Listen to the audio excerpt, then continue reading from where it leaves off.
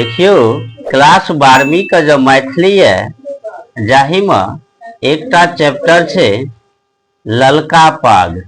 ठीक। और ये ललका पाग कथा का जो लेखक छे वो राजकमल चौधरी है। ठीक।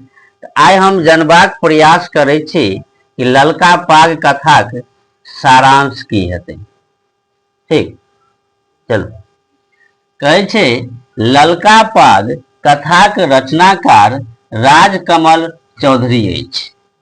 सबसे पहले कोनो भी कहानी या कविता के सारांश लिखबे उनमें लेखक के नाम लिखबे। ठीक है। तो ललका पाग कथा जो लिखने छे वो राजकमल चौधरी लिखने छे। ठीक। कहे छथिन जाहि में सासुर में जीवन निर्वाह करबाक लेल वर्णन कैल गेल छे। बुझलिए कोनो भी युवती का जखन विवाह होय छे तो सासुर जाय छे। तो सासुर में कोन तरहे उ जे छे से सासुर में रह सकैया बस सकैया ओई के बारे में देल गेल छे। ठीक है। कहे छे जे कथा नायिका तीरू एक धर्मनिष्ठ मैथिल ब्राह्मणक पुत्री छे। बुझलिए एमे तीरू के बारे में बतायल गेल छे।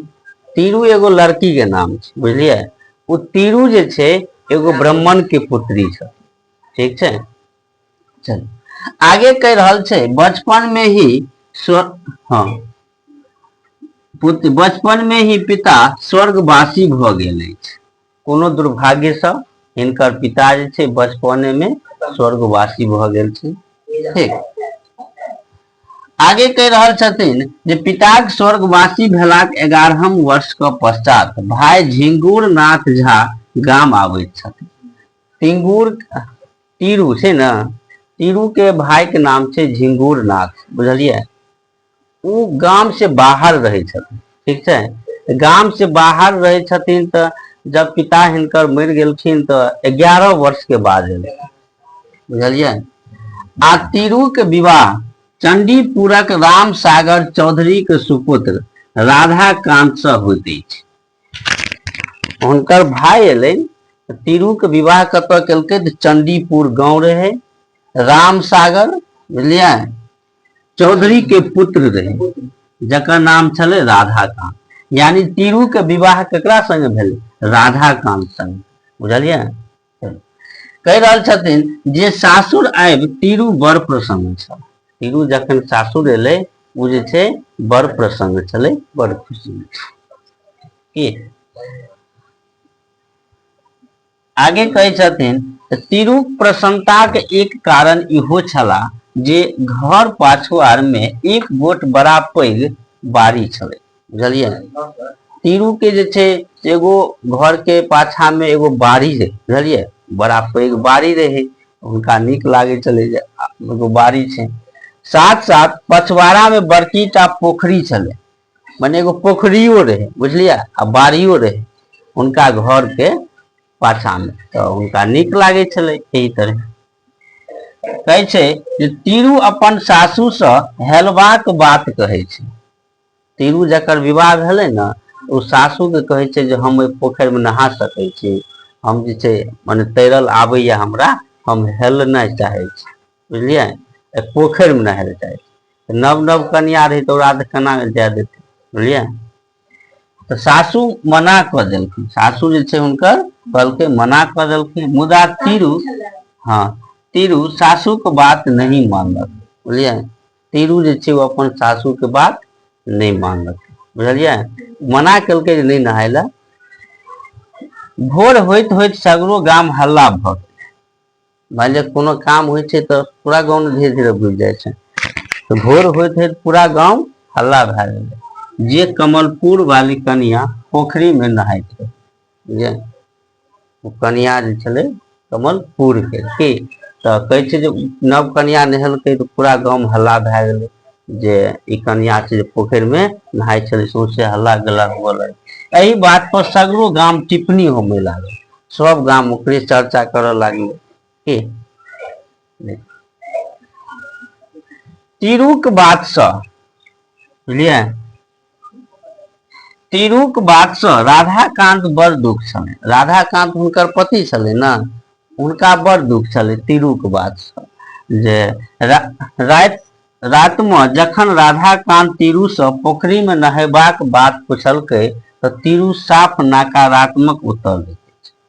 राधाकांत पूछलकै रात में जे अहाँ पोखर में किया नहेलिए, कोन कारण छला, तो तीरू जे छै नकारात्मक यानी कि उल्टा सुल्टा जवाब देल। बुझलिए। आब हुनका तीरू के छाया से घृणा होमे लागल। राधाकांत के तीरू से छै ना घृणा होमे लागल, माने अलग रह लगल। बुझलिए। अब हुनका नीक नहीं लागे छलै तीरू राधाकांत। राधा के रहे क्रोध आ तीरू के रहे अभिमान। राधाकांत के क्रोध रहे आ तीरू के की रहे अभिमान रहे। तीरू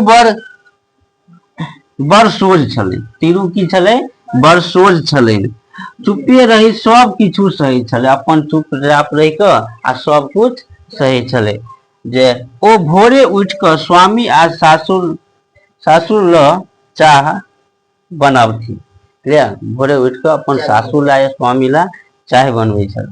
ठीक छै। तकर बाद कहै छै भानस भात करैत आ घर के कोना में सुती रहल छल। यानी कोनो एहन काम करे तो हुनका से तो बाजा भूका रहे नहीं। राधाकांत के मन मेटाव चले छले तो उ की करे अपन काम धाम क ले। बुझलिए। लेकिन अपन कतौ जाके रहे घर के कोना में। किछु दिनक बाद राधा के कॉलेजक खुजी गेली। राधा जे छै कॉलेज में काम करे छले तो कॉलेज जे छै हुनकर खुल गेल। अब हुनका से छै से बातो नहीं करे तीरू से। तीरू से की करे बातो नहीं करे। तीरू से बजबात तो दूर, बिना किछु कहने जे छै उ दरभंगा चल जाए छे। बुझलिए। एहिमे हम इतना लिखने छी, लेकिन एके कहानी और कुछ। ठीक है।